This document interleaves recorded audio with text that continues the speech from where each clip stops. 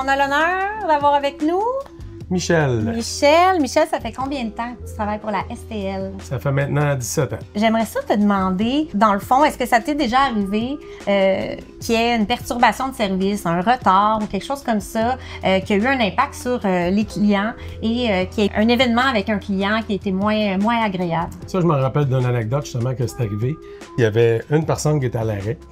Mais la personne était à côté sur le bord du cadrage de la cabine d'autobus. Mais la personne, on voyait qu'elle n'était pas vraiment intéressée à prendre mon autobus. Fait que moi, j'ai quand même pris le temps de ralentir, puis j'ai vérifié, bon, est-ce que le client veut l'autobus ou pas. Fait que j'ai ralenti, j'ai fait ce que j'avais à faire. Mais la personne, à la dernière minute, elle se réveille, puis elle sort de la cabine, elle me fait des signes.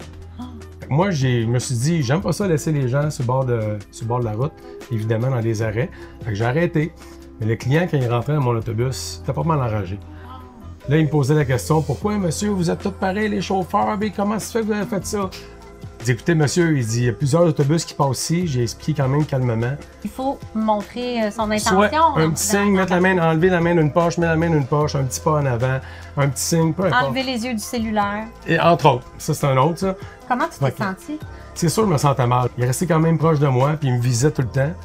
Puis je me suis pas senti bien durant le voyage. Puis le monsieur, c'était quand même, je me rappelle, c'était un 6 pieds 4. Il était pas petit, là. Oh. Fait que c'est sûr, je me sentais pas très à l'aise à ce moment-là. Mais j'ai quand même, malgré tout, gardé mon calme. Puis ça a quand même bien été, mais au moins ça a bien fini. Le monsieur est parti, puis je me rappelle pas de l'avoir vu. Alors, Elisabeth, je vais commencer avec une première question. J'aimerais ça savoir, est-ce que ça t'est déjà arrivé, une situation justement où le client agissait d'une façon désagréable? Oui, je faisais comme le circuit 20. J'arrive à la lumière. Bon, on peut tourner à droite à la lumière ici à Laval, mais il faut quand même laisser la priorité aux autres. Donc, j'étais là, j'attendais. Le monsieur était assis dans le fond. Il vient, il me demande, mais qu'est-ce que vous attendez, madame? Vous ne savez pas qu'on tourne à droite à Laval? Juste ça, c'était comme le début de ma journée. C'était mon premier circuit. J'étais tellement stressée, mais j'étais tellement triste. Et il est resté là juste à côté de moi. Il a parlé tout le long. J'étais tellement stressée. Tous les clients qui étaient dans l'autobus étaient calmes. Mais tous les clients qui débarquaient m'encourageaient.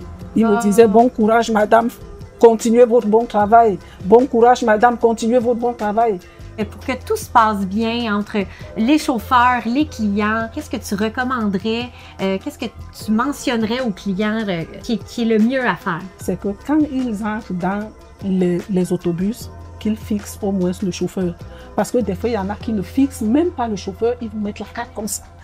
Ils ont des écouteurs, ils ne te fixent pas parce que des fois, ils peuvent avoir des écouteurs, mais tu les souris quand même. Un regard. Ils peuvent voir, oui. Mais ils ne te regardent même pas. Ils ne te regardent même pas. Là, des fois, c'est triste. Les chauffeurs sont des humains, les clients sont des humains. Oui, c'est ça. On est tous des humains au bout du compte. Mon nom, c'est Benoît et ça fait 14 ans, justement, avec la STL.